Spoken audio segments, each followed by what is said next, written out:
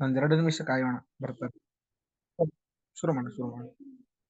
ನಾರಾಯಣಂ ನಿಖಿಲಪೂರ್ಣ ಗುಣೈಕದೇಹಂ ನಿರ್ದೋಷಮಾಪ್ಯಮಪಿಖಿಲೈಃ ಸ್ವಕೀಃ ಅಸ್ಯೋದ್ಭವಾದಿತಮಶೇಷ ವಿಶೇಷತೋऽನ್ಯಂ ಸದಾ ಪ್ಯದನ್ಮಸನ್ನಮಾಮಿ ಅಭ್ರಮಭಂಗರಹಿತಂ ಅಜಡಂ ವಿಮಲಂ ಸದಾ ಆನಂದತೀರ್ಥಮತುಲಂ ಭಜೆ ತಾಪತ್ರಯಾಪಂ.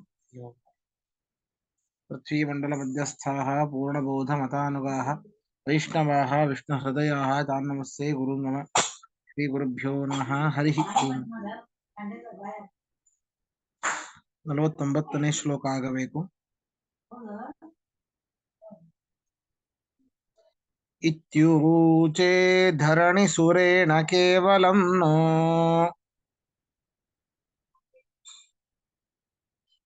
ಮಾಧ್ವೀಯಂ ವಿವಿಧ ಕಥಾ ಕಥಾಸು ಮಾನ್ಯ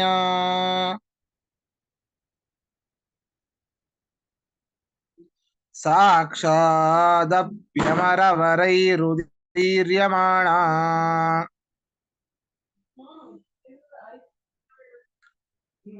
ಗಂಧರ್ವೈರ್ದ್ಯುಸದಸಿ ತನ್ಮುದೆ ಜಗೇಸೌ.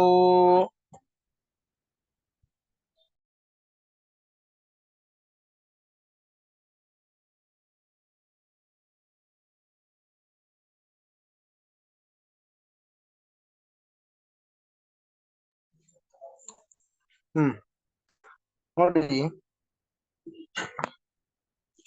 ಈ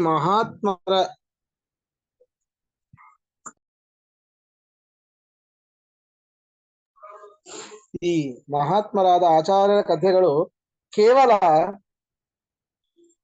ಮನುಷ್ಯರ ಮುಖದಿಂದ ಬರುವಂತದ್ದಲ್ಲ. ಮತ್ತೇನು ಅಂತಹ ವಿಶಿಷ್ಟವಾದ, ಮನೋಹರವಾದ, ಆಶ್ಚರ್ಯಕರವಾದ ಆ ಎಲ್ಲ ಕಥೆಗಳು ಬಂದಿದ್ ಯಾರಿಂದ? ಎಷ್ಟೊತ್ತು ಹೇಳಿ ನೋಡೋಣ, ಯಾರಾದ್ರೂ? ಯಾರಿಂದ? ಈ ಸರ್ಗದ ಮೊದಲನೆಯ ಶ್ಲೋಕ, ಅದು ಗೊತ್ತಿದ್ರೆ ಗೊತ್ತಾಗತ್ತೆ. ಒಬ್ಬ ಶಿಷ್ಯನಿಂದ ಆಚಾರ್ಯರ ಮಹಿಮೆಗಳನ್ನ ವರ್ಣನೆ ಮಾಡ್ತೇನೆ ಅಂತ ಒಬ್ಬ ಶಿಷ್ಯ ಹೇಳ್ತಾನೆ. ಶಿಷ್ಯನಿಂದ ಈ ರೀತಿ ಆಚಾರ್ಯರ ಒಬ್ಬ ಶಿಷ್ಯ ಆ ಪಂಡಿತರ ಸಭೆಯಲ್ಲಿ ವರ್ಣನೆ ಮಾಡ್ತಾ ಇರ್ತಾನಲ್ಲ. ಬರೀ ಮನುಷ್ಯರ ಮುಖಕಮಲದಿಂದ ಬರುವಂತದ್ದಲ್ಲ ಆಚಾರ್ಯರ ಚರಿತ್ರೆಗಳು. ಬರೀ ಮನುಷ್ಯರಿಂದ ಅವರ ಒಂದು ಆದ್ಯತೆಗೆ, ಅವರ ಒಂದು ಗೌರವಕ್ಕೆ ಪಾತ್ರರಾದವರಲ್ಲ ಆಚಾರ್ಯರು. ಮತ್ತೇನು?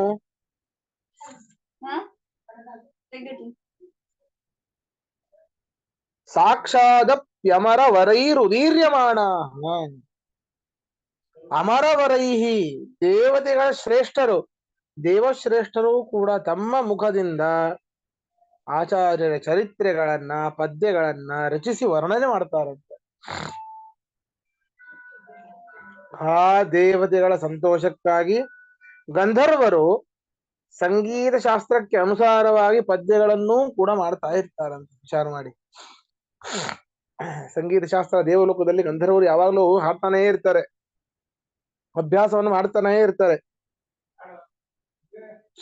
ಆದ್ದರಿಂದ ಆ ಗಂಧರ್ವರೂ ಕೂಡ ಆಚಾರ್ಯರ ಹೊಗಳುವಂತಹ, ಆಚಾರ್ಯರನ್ನ ವರ್ಣಿಸುವಂತಹ ಸಂಗೀತ ಶಾಸ್ತ್ರದಲ್ಲಿ ರಾಗಬದ್ಧವಾಗಿ,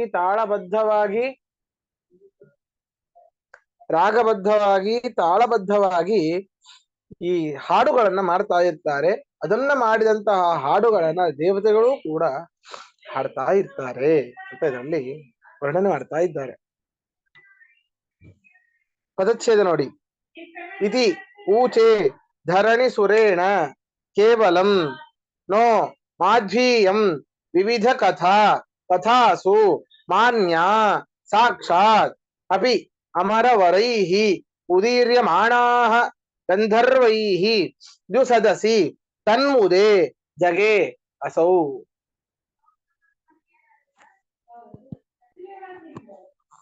ಅನ್ವಯ ನೋಡಿ.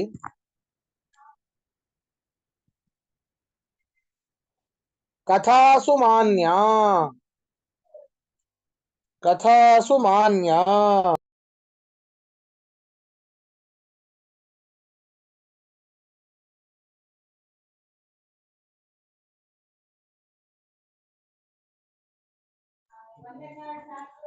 ಶ್ರೇಷ್ಠವಾದ ಚರಿತ್ರೆಗಳಲ್ಲಿ ಪೂಜ್ಯವಾದ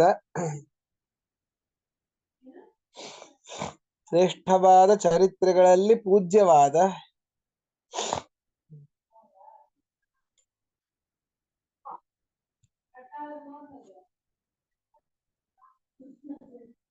ಶ್ರೇಷ್ಠವಾದ ಚರಿತ್ರೆಗಳಲ್ಲಿ ಪೂಜ್ಯವಾದ ಮಾಧ್ವೀಯಂ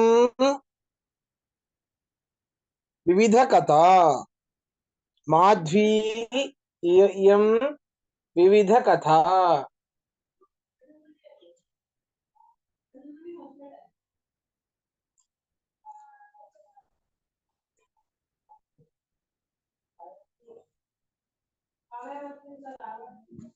ಮಾಧ್ವೀಯಂ ವಿವಿಧ ಕಥಾ ಮಧ್ವಾಚಾರ್ಯರ ಸಂಬಂಧಿಯಾದ ಈ ನಾನಾವಿಧ ಕಥೆಯು ಮಧ್ವಾಚಾರ್ಯ ಸಂಬಂಧಿಯಾದ ಈ ನಾನಾವಿಧ ಕಥೆಯು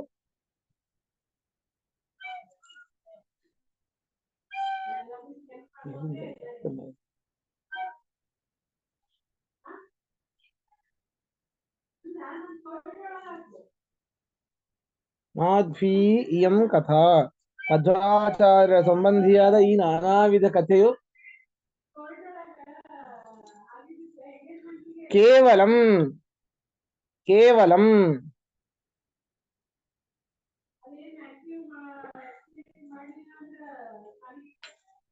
ಕೇವಲಂ ಧರಣೀಸುರೇಣ ಕೇವಲಂ ಧರಣೀಸುರೇಣ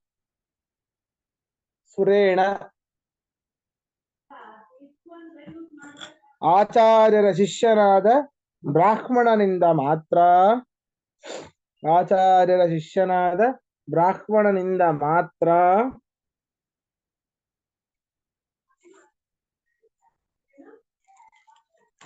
ಆಚಾರ್ಯರ ಶಿಷ್ಯನಾದ ಬ್ರಾಹ್ಮಣನಿಂದ ಮಾತ್ರ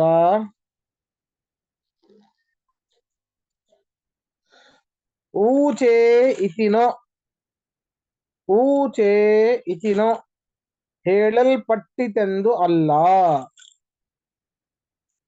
ಹೇಳಲ್ಪಟ್ಟಿತೆಂದು ಅಲ್ಲ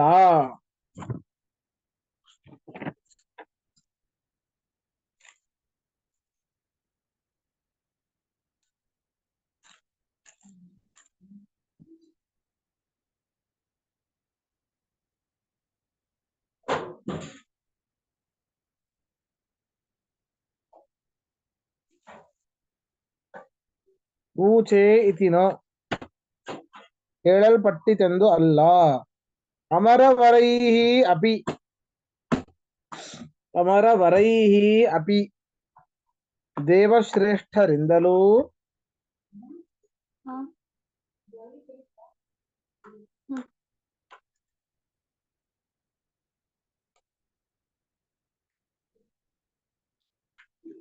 ಅಮರವರೈಹಿ ಅಪಿ ದೇವಶ್ರೇಷ್ಠರಿಂದಲೂ ಸಾಕ್ಷಾತ್ ಉದೀರ್ಯಮಾಣ ಅಸೌ ಸಾಕ್ಷಾತ್ ಉದೀರ್ಯಮಾಣ ಅಸೌ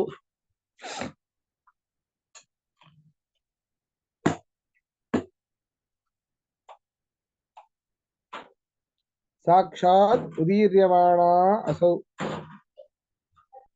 ತಮ್ಮ ಮುಖದಿಂದಲೇ ವರ್ಣಿಸಲ್ಪಡುತ್ತಿರುವ ಈ ಕಥೆಯು ತಮ್ಮ ಮುಖದಿಂದಲೇ ವರ್ಣಿಸಲ್ಪಡುತ್ತಿರುವ ಈ ಕಥೆಯು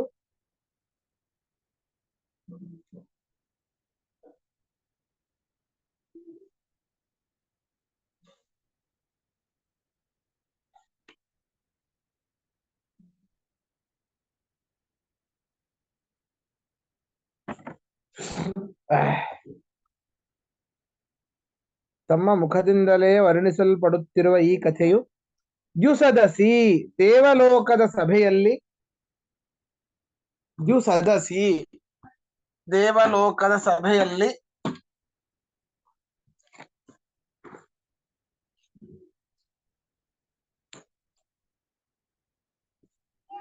ದೇವಲೋಕದ ಸಭೆಯಲ್ಲಿ ತನ್ಮುದೆ ಆ ದೇವತೆಗಳ ಸಂತೋಷಕ್ಕಾಗಿ ತನ್ಮುದೆ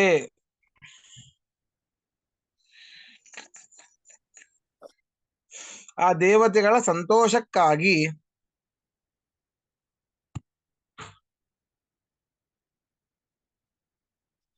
ಗಂಧರ್ವೈಹಿ ಜಗೆ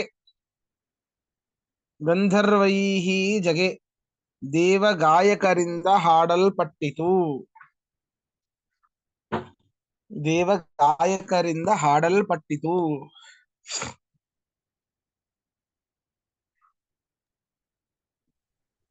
ಆಚಾರ್ಯ, ಹಾ, ಒಂದು ಪ್ರಶ್ನೆ ಇದೆ. ಈಗ ನಾವು ಈ ಕಕ್ಷೆಗಳಲ್ಲಿ ನೋಡಿದ್ರೆ ಇವ್ರನ್ನ ಪ್ರಾಣದೇವ್ರು ಅಂತ ತಗೊಂಡು ನಾವು ಇಟ್ಕೊಳ್ಬೇಕಾ? ಯಾಕೆ ಅಂತಂದ್ರೆ ದೇವತೆಗಳೆಲ್ಲ ಹೇಳಿದ್ರು ಅಂತ ಹೇಳ್ತಾ ಇದ್ದೀರಾ. ಹೌದೌದು, ಪ್ರಾಣದೇವರೇ ಅಲ್ವಾ? ಇವರು. ಹೌದು ಹೌದು, ಆ ಕಕ್ಷೆಯಲ್ಲಿ ಇಟ್ಕೊಂಡು ನಾವು ನೋಡ್ಬೇಕು ಇವ್ರನ್ನ. ಹೌದು ಹೌದು. ಸರಿ ಸರಿ ಸರಿ ಸರಿ ಸರಿ. ನಾವು ಮುಖ್ಯ ಪ್ರಾಣನ ಅಭಿಷೇಕ ಮಾಡಬೇಕಾದ್ರೂ ಬಳಿತ್ಥ ಸೂಕ್ತದಿಂದಾಗಿರ್ಬೋದು, ಮನ್ಯ ಸೂಕ್ತ ಪುನಶ್ಚರಣೆಯಿಂದಾಗಿರ್ಬೋದು, ಆಯುಷ್ಯದಿಂದಾಗಿರ್ಬೋದು, ಅವಾಗ ಮಧ್ವಾಚಾರ್ಯ ವಿಗ್ರಹ ಇತ್ತು ಅಂತಾದ್ರೆ ಅವಾಗ ಇಟ್ಕೊಳ್ಳೇಬೇಕು.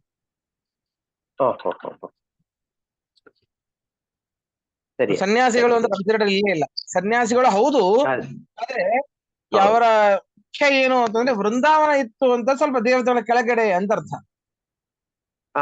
ಸರಿ ಆಚಾರ್ಯ, ಸರಿ ಸರಿ ಸರಿ ಸರಿ ಸರಿ ಸರಿ ಸರಿ. ಪ್ರಶ್ನೆ ಇದ್ರೆ ಕೇಳಿ.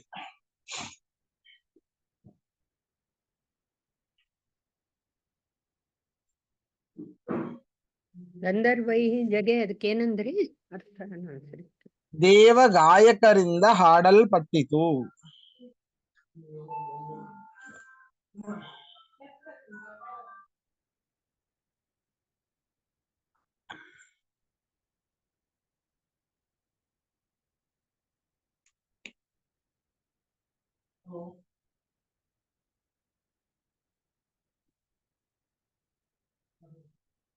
ಸರಿ, ಮುಂದೆ ಹೋಗೋಣ.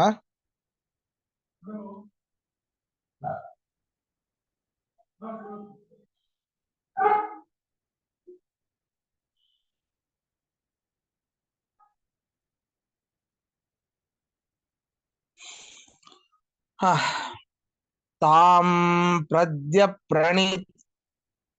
ಪ್ರಣಿಗದಿತಾಂ ತು ಮೂರ್ಛಯಿತ್ವಾ ತಾನಾನಾಮುಚಿತತಯಾತ್ತ ಪಂಚಮಾದ್ಯಾಃ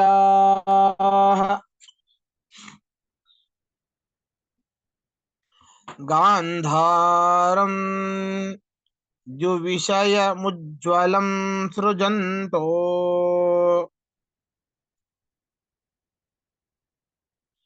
ಗ್ರಾವಂ ತೇ ಪ್ರಜಗುರು ಕಾಕಿ ಕಮ್ರಕಂಠಾಃ.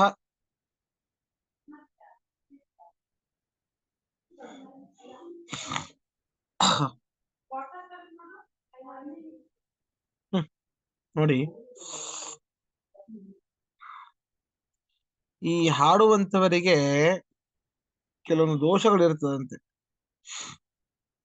ಕಾಕಿ, ತುಂಬುರು ಅಂತ ಅವು ಕಂಠ ದೋಷಗಳಂತೆ.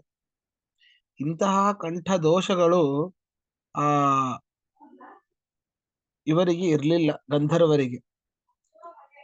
ಹಾಗಾದ್ರೆ ಇಲ್ಲೊಂದು ಪ್ರಶ್ನೆ ಬರ್ತದೆ, ತುಂಬುರು ನಾರದರು ವೀಣೆ ಬಾರಿಸುತ್ತಲೇ ಅಂತ ಕೇಳುತ್ತೇವೆ.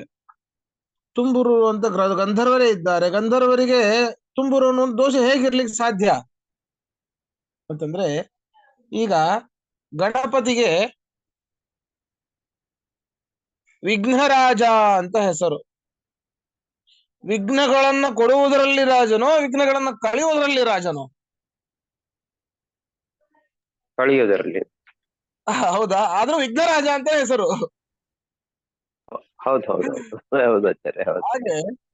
ಹಾಗೆ ತುಂಬುರು ಗಂಧರ್ವರು ಅಂದ್ರೆ ಈ ತುಂಬುರು ಎನ್ನುವಂತಹ ದೋಷ ಇಲ್ಲದವರು ಅಂತ ಅರ್ಥ. ಈ ಯಾವ ಒಂದು ಕಂಠ ದೋಷದಿಂದ ರಹಿತರಾದ, ಯಾವುದೂ ಈ ರೀತಿಯ ಕಂಠ ದೋಷ ಇಲ್ಲ ಅಂತಹ ಗಂಧರ್ವರು ದೇವತೆಗಳು ರಚಿಸಿದ ಆಚಾರ್ಯರ ಚರಿತ್ರೆಗಳನ್ನ ಪದ್ಯ ರೂಪವಾಗಿ ಮಾಡ್ತಾ ಇದ್ರಂತೆ.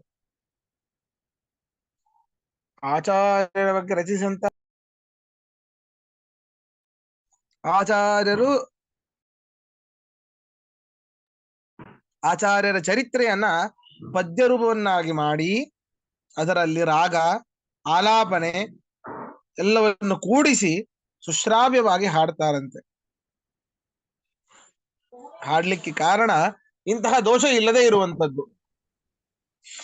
ದೀಪ ಬೆಳಗದೆ ಇರ್ಲಿಕ್ಕೆ ದೀಪ ಹಚ್ಚಿದ್ದೇವೆ, ಆದ್ರೂ ಬೆಳಕು ಕೊಡ್ತಿಲ್ಲ ಅಂತಂದ್ರೆ ಅದು ಯಾವುದೋ ಒಂದು ವಸ್ತುವಿನಿಂದ ಆಚ್ಛಾದಿತವಾಗಿದೆ, ಅಥವಾ ಅದರ ಮುಂದೆ ಯಾವುದೋ ಒಂದು ವಸ್ತು ತಡೆಯಾಗಿ ನಿಂತಿದೆ ಅಂತ ಅರ್ಥ.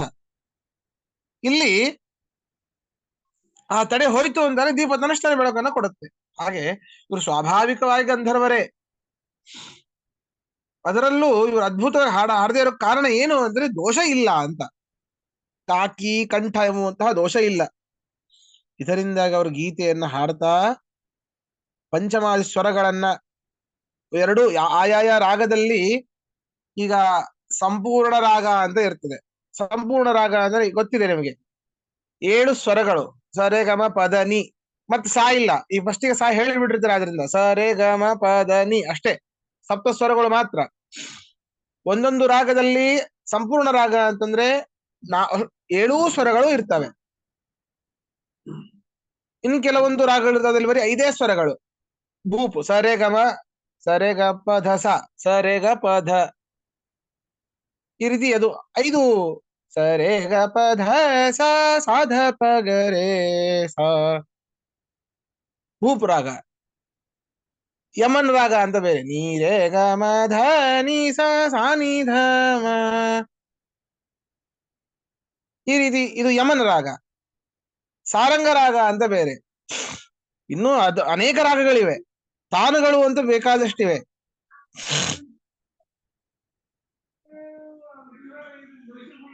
ಆಲಾಪ ವಿಶೇಷಗಳೇ 21 ರೀತಿಯಾಗಿ ಇವೆ, 49 ತಾನುಗಳಿವೆ.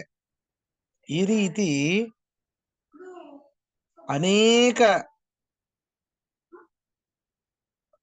ನಾನಾ ವಿಧವಾದ ಇಂತಹ ಪಂಚಮಾದಿ ಸ್ವರಗಳಿಂದ ಆಯಾಯ ರಾಗದಲ್ಲಿ ಆಯಾಯ ಸ್ವರಗಳೇ ಬರುವ ಹಾಗೆ, ಒಂದಕ್ಕೊಂದು ಮಿಕ್ಸ್ ಆಗದ ಹಾಗೆ ಆ ದೇವಲೋಕದಲ್ಲಿರುವಂತಹ ಗಂಧರ್ವರು ಅದ್ಭುತವಾಗಿ ಗಾಂಧಾರ ರಾಗವನ್ನ ಹಿಡಿದುಕೊಂಡು ಸ್ಪಷ್ಟವಾಗಿ ಹಾಡಿದ್ದರು ಅಂತ ಹೇಳ್ತಾ ಇದ್ದಾರೆ.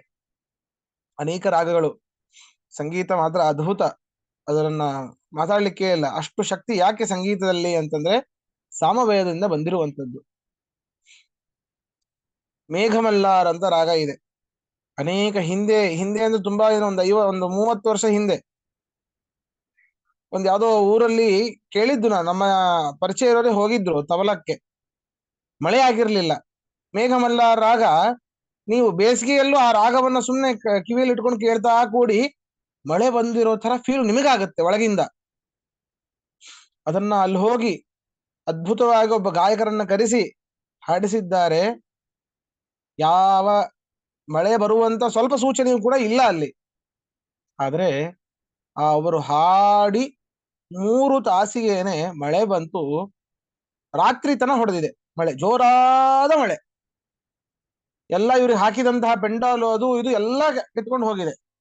ಮಳೆಯಲ್ಲಿ ಏನೇ ಇವರು ಗಾನ ನಿಲ್ಲಿಸಿಲ್ಲ. ತಬಲಾದವರು ಬಾರಿಸ್ತಾ ಇದ್ದಾರೆ, ನುಡಿಸ್ತಾ ಇದ್ದಾರೆ, ಹಾರ್ಮೋನಿಯಮು ನುಡಿತಾ ಇದೆ, ತಾನ್ಪುರ ಗಾಯಕರು ಎಲ್ಲರೂ ಕೂಡ ಎದ್ದಿಲ್ಲ, ಹೀಗೆ ಹಾಡ್ತಾನೇ ಇದ್ದಾರೆ. ಸಂಗೀತದಲ್ಲಿ ಅಷ್ಟು ಶಕ್ತಿ ಇದೆ. ಸಾರಂಗ ರಾಗ ಅಂತ ಇದೆ, ವನಕ್ಕೆ ಹೋಗಬೇಕು. ಸಾರಂಗ ಅಂತಂದ್ರೆ ಗಂಡು ಜಿಂಕೆಗಳು. ಆ ರಾಗ ಹಾಡೋದ್ರಿಂದ ಗಂಡು ಜಿಂಕೆಗಳು ಮುಂದೆ ಬಂದು ನಿಲ್ಲುತ್ತೆ, ಅಷ್ಟು ಶಕ್ತಿ ಅದರಲ್ಲಿದೆ. ದೀಪಕ ರಾಗ ಅಂತಿದೆ. ಯಾರಿಗಾದ್ರೂ ಶೀತ ಆಗಿದ್ರೆ ಅವರಿಗೆ ದೀಪಕ ರಾಗವನ್ನು ಹಾಡ್ಬಿಡ್ಬೇಕು. ಮೈಯೆಲ್ಲ ಉರಿಲಿಕ್ಕೆ ಶುರು ಆಗುತ್ತೆ, ಮೈಯೆಲ್ಲ ಹೀಟ್ ಆಗ್ಲಿಕ್ಕೆ ಶುರು ಆಗುತ್ತೆ ಆ ದೀಪಕ ರಾಗದಿಂದ. ಆಚಾರ್ಯರಾಗಿದೆ ಈತ. ಹೌದು.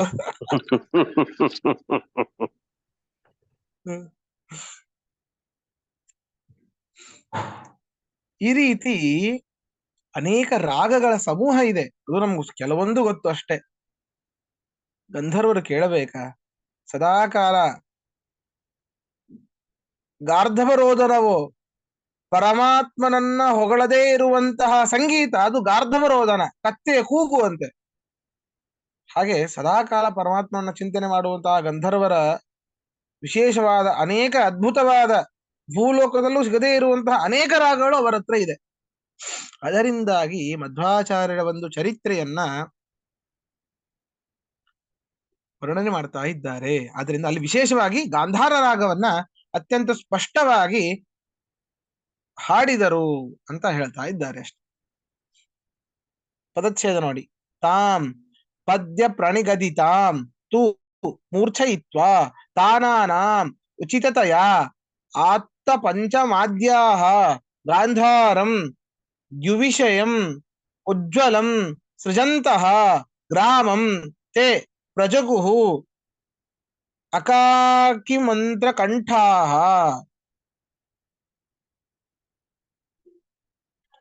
ಅಕಾಕಿ ಕಮ್ರಕಂಠಾಹ, ಕ್ಷಮಿಸಿ ಅನ್ವಯ ನೋಡಿ. ಅಕಾಕಿ ಕಮ್ರಕಂಠಾಹ, ಅಕಾಕಿ ಕಮ್ರಕಂಠಾಹ. ಕಾಕಿ ಎಂಬ ಕಂಠದೋಷವಿಲ್ಲದ್ದರಿಂದ ನಾರಾಯಣ, ಕಾಕಿ ಎಂಬ ಕಂಠದೋಷವಿಲ್ಲದ್ದರಿಂದ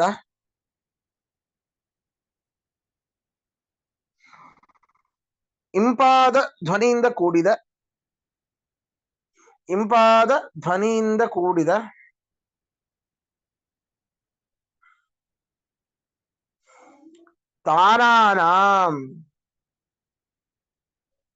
ತಾನಾನಾಂ ಒಂದು ಗಾನದಿಂದ ಮತ್ತೊಂದು ಗಾನವನ್ನು ಸೇರುವಿಕೆಗೆ, ಒಂದು ಗಾನದಿಂದ ಮತ್ತೊಂದು ಗಾನವನ್ನು ಸೇರುವಿಕೆಗೆ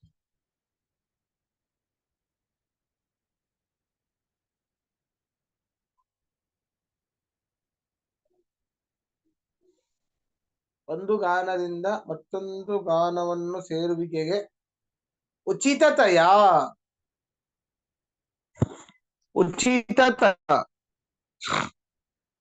ಮಿಶ್ರ ಮಾಡದೆ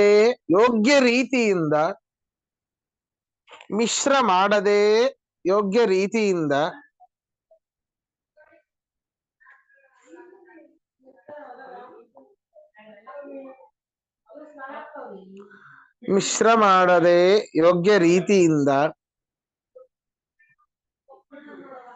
ಆತ್ತ ಪಂಚಮಾದ್ಯಾಹ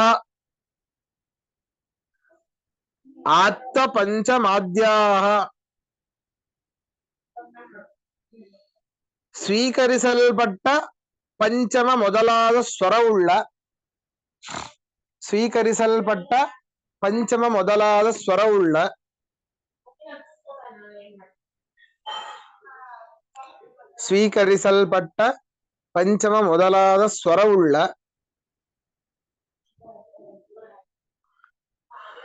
ದ್ಯುವಿಷಯಂ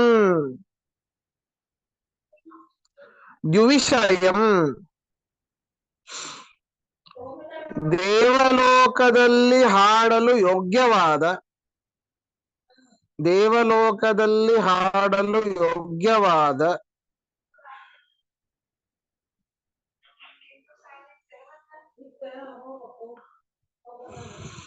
ಉಜ್ವಲಂ ಗಾಂಧಾರಂ ಗ್ರಾಮಂ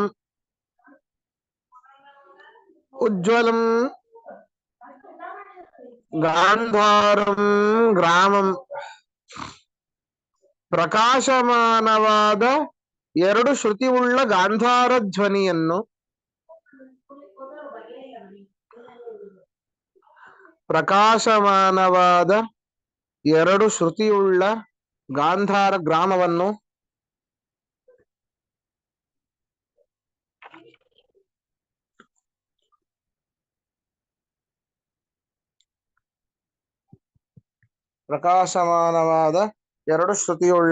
ಗಾಂಧಾರ ಗ್ರಾಮವನ್ನು ಗಾಂಧಾರ ರಾಗವನ್ನು ಸೃಜಂತಹ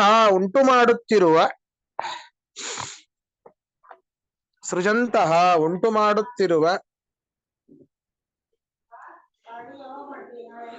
ತೇ ಆ ಗಂಧರ್ವರು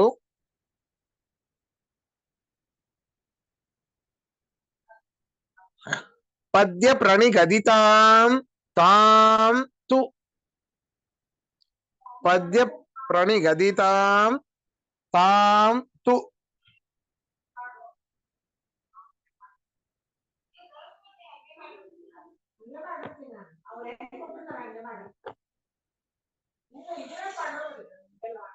ಪದ್ಯ ಪ್ರಣಿಗದಿತಾಂ ತಾಂ ತು. ಶ್ಲೋಕ ರೂಪದಿಂದ ಹೇಳಲ್ಪಟ್ಟ ಆಚಾರ್ಯರ ಚರಿತ್ರೆಯನ್ನಾದರೋ, ಶ್ಲೋಕ ರೂಪದಿಂದ ಹೇಳಲ್ಪಟ್ಟ ಆಚಾರ್ಯರ ಚರಿತ್ರೆಯನ್ನಾದರೋ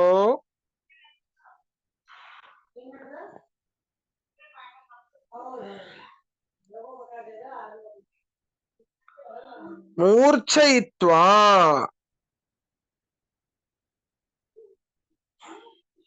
ಮೂರ್ಛಯಿತ್ವಾ ಆಯಾ ಸ್ವರ ವಿಕಾಸಗಳ ಆದಿಯನ್ನು ತಿಳಿಸಿ,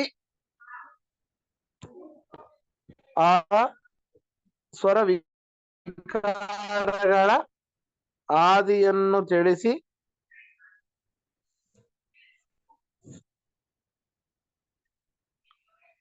ಪ್ರಜಗುಹು ಹಾಡಿದರು.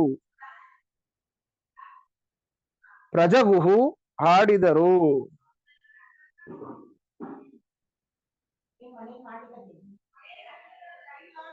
ಪ್ರಜಗುಹು ಹಾಡಿದರು. ಪ್ರಶ್ನೆ ಇದ್ರೆ ಕೇಳಿ.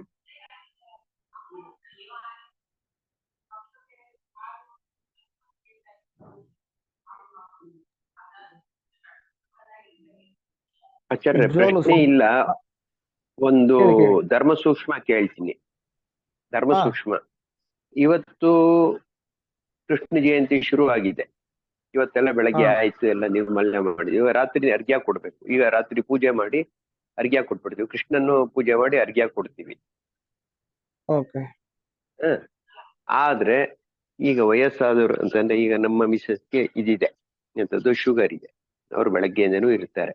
ಅಂತವರಿಗೆ ನೈವೇದ್ಯ ಮಾಡಿ ಕೊಟ್ಬಿಡ್ಬೋದು ಏನಾರ ತಿಂಡಿ? ಅವಶ್ಯವಾಗಿ ಕೊಡಿ.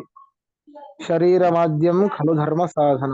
ಮುಂದೆ ಇನ್ನ ಧರ್ಮ ಮಾಡಬೇಕು ಅನ್ನೋ ಒಂದು ಮನಸ್ಸಿದ್ರೆ ಶರೀರ ಮುಖ್ಯ. ಅವಶ್ಯವಾಗಿ ಕೊಡಿ, ಯಾವುದು ತೊಂದರೆ ಇಲ್ಲ, ಏನೇನೇನೇನು ಆಗೋದಿಲ್ಲ. ಇದೆಲ್ಲ ನೋಡಿ, ಈ ವರ್ಷ ಅತಿ ಬೆಸ್ಟ್ ಮೆಡಿಸಿನ್ ಜಗತ್ತಿನಲ್ಲೇ, ಅತಿ ಬೆಸ್ಟ್ ಮೆಡಿಸಿನ್ ಅಂದ್ರೆ ಅದು ಏಕಾದಶಿ ಉಪವಾಸಕ್ಕೆ ನೋಬೆಲ್ ಪ್ರೈಸ್ ಸಿಕ್ಕಿದೆ. ಹೌದೌದು, ಏಕಾದಶಿ ಉಪವಾಸಕ್ಕೆ. ಮತ್ ಬೇರೆ ಯಾವ್ದು ದಿನ ಮಾಡಿದ್ರೆ ಅಲ್ಲ, ಆಯ್ತಾ? ಆ ಏಕಾದಶಿ ಉಪವಾಸ ಇರೋದು ಯಾಕೆ? ಅಷ್ಟೇ. ಧರ್ಮ ಅದು ಸೆಕೆಂಡ್ರಿ ಇಟ್ಕೊಳ್ಳೋಣ, ನಮ್ಮ ಶರೀರ ಚೆನ್ನಾಗಿರ್ಬೇಕು. ಧರ್ಮ ಇದೆ, ಆಚಾರ್ಯರು ಹೇಳಿದ್ದಾರೆ, ಇಲ್ಲ ಅಂತ ಹೇಳಿಲ್ಲ. ಅಷ್ಟೇ ಪುಣ್ಯ ಬರ್ತದೆ. ಆ ಪುಣ್ಯ ಕಣ್ಣಿಗೆ ಕಾಣಿಸ್ತೇ ಇರಬಹುದು, ಆದ್ರೆ ನಮಗೆ ಶರೀರಕ್ಕೆ ಆಗುವಂತಹ ಲಾಭಗಳು ನಮ್ಮ ಅನುಭವಕ್ಕೆ ಬರುತ್ತೆ. ಅದಕ್ಕೋಸ್ಕರವಾಗಿ ಪುಣ್ಯ ಪಾಪಗಳು ಅಂತ ಹೇಳಿದ್ದು. ಅವುಗಳು ಇವೆ, ಇಲ್ಲ ಅಂದ್ರೆ ಅನೇಕ ಹಿಂದೆ ಭಾಗವತಾದಿಗಳಲ್ಲಿ ಅಂಬರೀಷ ಮಹಾರಾಜ ಎಲ್ಲ ಮಾಡಿದ್ದ. ದುರ್ವಾಸರು ಬಂದ್ರು, ಅವರು ತುಂಬಾ ಕೋಪಗೊಂಡ್ರು. ಇವರು ತೀರ್ಥಪ್ರಾಶನವನ್ನು ಮಾತ್ರ ಮಾಡಿದ್ದ, ಭೋಜನವನ್ನು ಮಾಡಿರ್ಲಿಲ್ಲ ಪಾರಣೆ ಸಮಯದಲ್ಲಿ. ಅದೆಲ್ಲ ನಾವು ನೋಡ್ತೇವೆ. ಸಾಕ್ಷಾತ್ ಪರಮಾತ್ಮ ಸುದರ್ಶನ ಚಕ್ರವೇನೆ ಅವನಿಗೆ, ಆ ದುರ್ವಾಸರಿಗೆ ಬೆನ್ನು ಹತ್ತಿತು ಅಂತೆಲ್ಲ ನೋಡಿದ್ದೀವಿ. ಅದು ಇದೆ, ಇಲ್ಲ ಅಂದ್ರೆ ಮುಖ್ಯವಾಗಿ ಶರೀರ ಚೆನ್ನಾಗಿರ್ಬೇಕು ಅಂತ. ಶರೀರವೇ ಸಾಥ್ ಕೊಡ್ತಿಲ್ಲ ಅಂತಂದ್ರೆ ಎಷ್ಟಾಗುತ್ತೋ ಅಷ್ಟಾದ್ರೂ ಧರ್ಮಾಚರಣೆ ಮಾಡಿದ್ದೀರಲ್ಲ, ಸಾಕು. ಸ್ವಲ್ಪ ಮಪ್ಯಸ್ಯ ಧರ್ಮಸ್ಯ ತ್ರಾಯತೆ ಮಹತೋ ಭಯಾತ್. ಸ್ವಲ್ಪ ಮಾಡುವಂತಹ ಧರ್ಮದಿಂದಾಗಿ ದೊಡ್ಡ ಭಯದಿಂದ ಪರಿಹಾರ ಸಿಗುತ್ತೆ ನಮಗೆ. ಯಾವ ಚಿಂತೆ ಇಲ್ಲ, ಅನಾಯಾಸವಾಗಿ ಮಾಡಿ. ಆಮೇಲೆ ಆಚಾರ್ಯ ಇನ್ನೊಂದು, ನಾಳೆ 8:20ಕ್ಕೆ ಹೇಳಿದ್ದಾರೆ.